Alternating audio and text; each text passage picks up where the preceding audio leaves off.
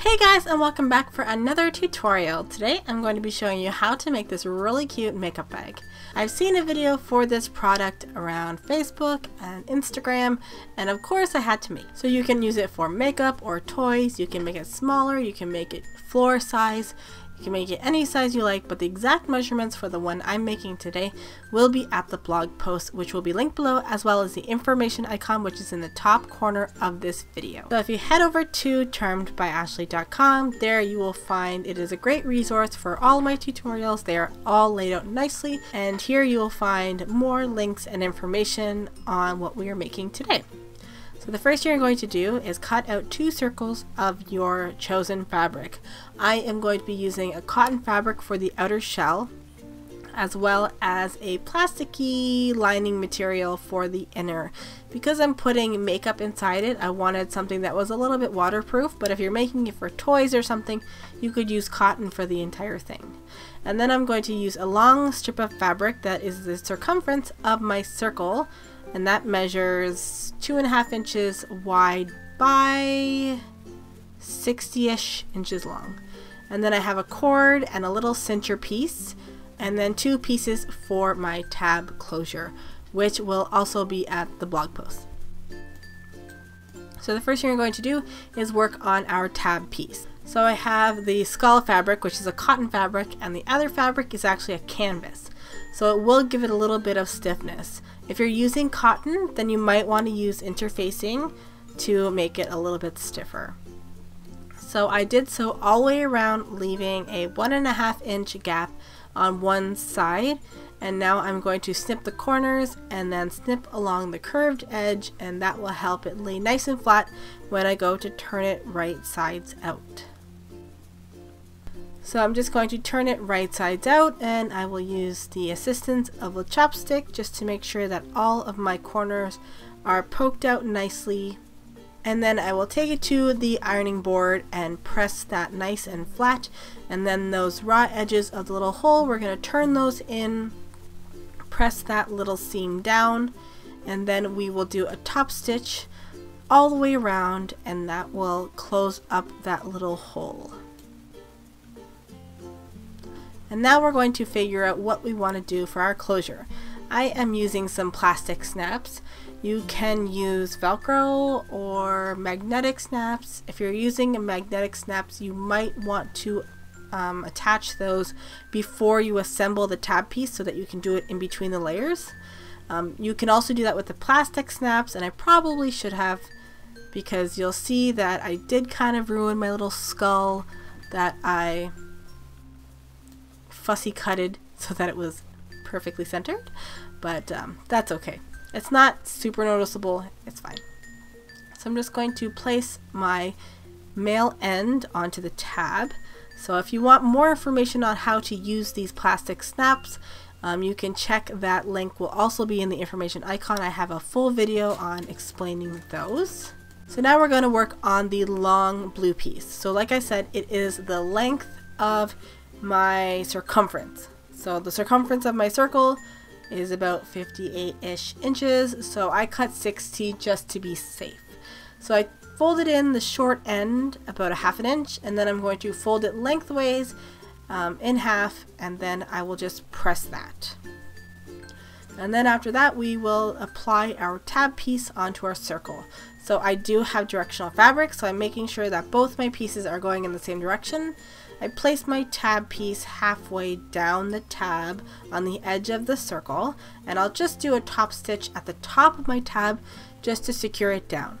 Make sure you do back stitches at every corner of your tab just to make sure that it is nice and secure, and there will be a lot of stress on this tab piece. So if it's a little bit loose, then over time it will just come off. So after that, we will start working on the circumference of our circle, and because the little tab piece kind of tugs on the fabric, I'm just going to pin that down just so it doesn't end up in between my seams and then possibly get sewn in. So now I'm going to take the second circle, we're going to place these 2 right sides together, and then we will take that long strip of fabric, working with the one end that has already been hemmed, and we will place that with the raw edges lined up with the raw edges of our circle. And I am starting right in the middle of that tab piece, if you can see, because that's where I want the cords to cinch up. So now you're just going to use every pin in your house, and you will pin that little blue piece all the way around the circle. And like I said, I did make this a little bit longer so I could gauge it when I got to the end, so I did have to snip off a little bit. So it's okay if you make it super long, because when we get to the end, you can just snip it and then fold in that short end, and then hem it and then finish it off. And I'll make sure that the ends of the blue fabric don't overlap. They have to be apart about half an inch, so, or more. It could be 3/4 of an inch. Just make sure that they're not together, because the cord is going to go in both ways. So now we're just going to do a seam all the way around, probably like half-inch seam allowance. Yeah. And if you can guess which show I'm watching, probably can't, but you can see my iPad in the background. Yeah, I'm on an Office binge, so it's really good background music, you know, or background sound. Anyway, so now that I've done that, I'm going to flip it all right sides out. And I forgot there's a pin inside, so if you do that, be careful, because you don't want to hurt yourself.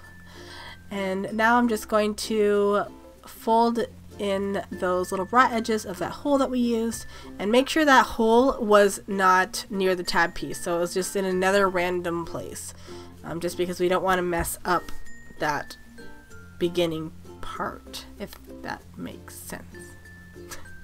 You'll see where it is. It's on the other side. Anyways, okay, so now I'm just going to do a top stitch all the way around. Make sure you don't sew your tab piece down, and then that will just sew up that little hole that we use for turning. Now we're going to work on inserting our cord, and I'm just going to use a safety pin. And pro tip, don't use a little one. Use a nice big safety pin, because I struggle with the little one. So now I'm going to go all the way through, and then I will put the ends into the little cincher. And you can also, again, see me struggle, because the little ends started to fray. And if you have a cord like this, it's a little bit plasticky, you could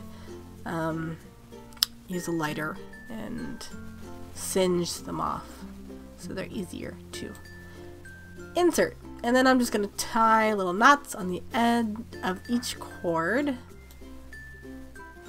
and make sure you pinch that little button when you go to insert it. So now I'm just going to find the placement of the other side of the button, and I'm going to make sure that is just like this, halfway down the tab into the other side of the circle. I really hope what you see it makes more sense. Ah, gosh. Okay. So now I'm just going to use my little snap setter and then finish that off, and then you should be done. Yeah. So you can decide what you want to put in it. Makeup, toys, nail polish, whatever you want to do. So I really love this tutorial. It's so easy and so quick, and a great gift idea. So I hope you enjoyed, and give this a thumbs up and subscribe so you can stick around for new and exciting content, and share this with your friends on Pinterest and Facebook and Snapchat and Twitter and Instagram, all of them. I also have Instagram and Facebook, which are all linked below. So thank you so much for watching, and I'll see you guys in my next video. Bye guys.